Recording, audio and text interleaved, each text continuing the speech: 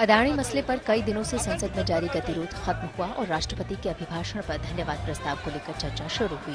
कांग्रेस की ओर से सबसे पहले राहुल गांधी ने लोकसभा में अपनी बात रखी। उन्होंने सरकार पर निशाना साधा और कहा कि राष्ट्रपति के अभिभाषण में कहीं भी महंगाई का जिक्र नहीं है। उन्होंने अग्निवीर योजना को लेकर भी सरकार पर सवाल खड़े किए। राहुल ने कहा कि अग्निवीर योजना सरकार की नहीं है, बल्कि लगता है कि आरएसएस ने थोपी है।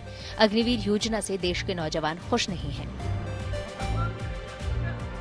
राहुल गांधी के बयान पर योगी आदित्यनाथ ने पलटवार किया है। त्रिपुरा की रैली में यूपी के सीएम ने कहा कि कांग्रेस ने आस्था के साथ हमेशा खिलवाड़ किया है। ये पार्टी भगवान राम, भगवान कृष्ण के अस्तित्व को नकारती रही है। दरअसल दिल्ली के कार्यक्रम में राहुल गांधी ने योगी आदित्यनाथ को ठग बताया था। राहुल गांधी ने कहा था कि सिर्फ भगवा पहन लेने से कोई धार्मिक नेता नहीं हो जाता।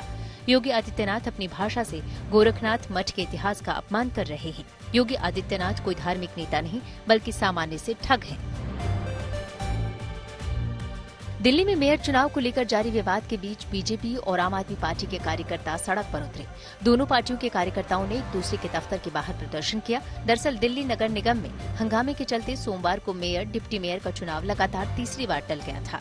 मनोनीत पार्षदों की वोटिंग के मुद्दे पर दोनों पार्टियां आमने सामने हैं।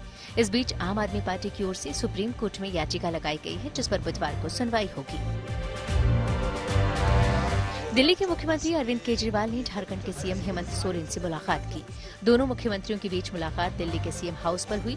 मुलाकात को लेकर अरविंद केजरीवाल ने कहा कि उन्होंने झारखंड के सीएम के साथ देश के राजनीतिक हालात पर चर्चा की, लेकिन 2024 की तैयारियों पर कोई बात नहीं की।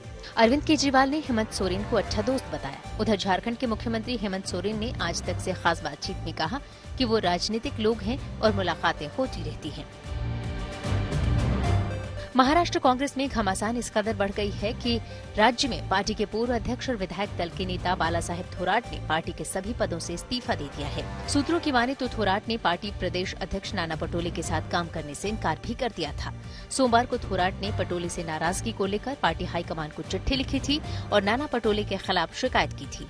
चिट्ठी में उन्होंने लिखा था कि अब पार्टी में नाना पटोले के साथ काम करना मुश्किल हो रहा है। श्रद्धा वालकर केस के चार्जशीट में हत्याकांड और आफताब की दरिंदगी को लेकर कई नए खुलासे हुए हैं। चार्जशीट के मुताबिक आरोपी आफताब ने पूरी योजना बनाकर श्रद्धा की हत्या की थी और हत्या के सबूतों को मिटाने के लिए भी पूरी तैयारी की थी। उसने बची हुई हड्डियों पर पानी डालकर मार्बल घिसने वाले ग्राइंडर से पाउडर बनाकर सड़क पर डाल दिया था। पुलिस की 6600 पन्नों की चार्जशीट में कहा गया है कि आफताब और श्रद्धा के बीच घरेलू खर्चों, कई गर्लफ्रेंड और अन्य मुद्दों पर झगड़ा हुआ और उनके रिश्ते तनावपूर्ण हो गए। जोशीमठ में एक बार फिर से घरों में दरार दिखाई दे रही है। प्रशासन भी 5 नए घरों में दरारों की पुष्टि कर रहा है। वहीं इन दिनों आईआईटी रुड़की भी जोशीमठ की तमाम जगहों पर भूमि परीक्षण कर रहा है। रिपोर्ट को एनडीएमए के साथ शेयर किया जाएगा। कुछ दिनों पहले जोशीमठ के सैकड़ों घरों में दरार दिखी थी, जिसके बाद हड़कंप मच गया था।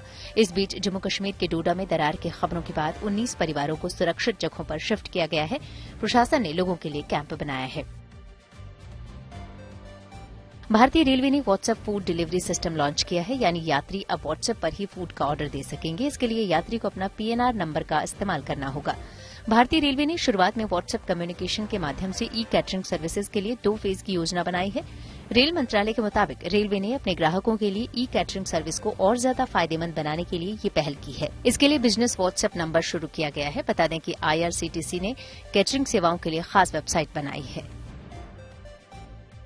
बॉलीवुड के सितारे कियारा आडवाणी और एक्टर सिद्धार्थ मल्होत्रा शादी के बंधन में बंध गए। कियारा सिद्धार्थ ने शाम करीब 6:30 बजे जैसलमेर के होटल सूर्यगढ़ में फेरे लिए। शाही शादी के लिए मंडप से विदेशी फूलों को सजाया गया था। इससे पहले बैंड बाजे के साथ बारात निकाली गई। सिद्धार्थ सफेद घोड़ी पर बारात लेकर निकले। इसमें करण जौहर, शाहिद कपूर और परिवार ने डांस किया।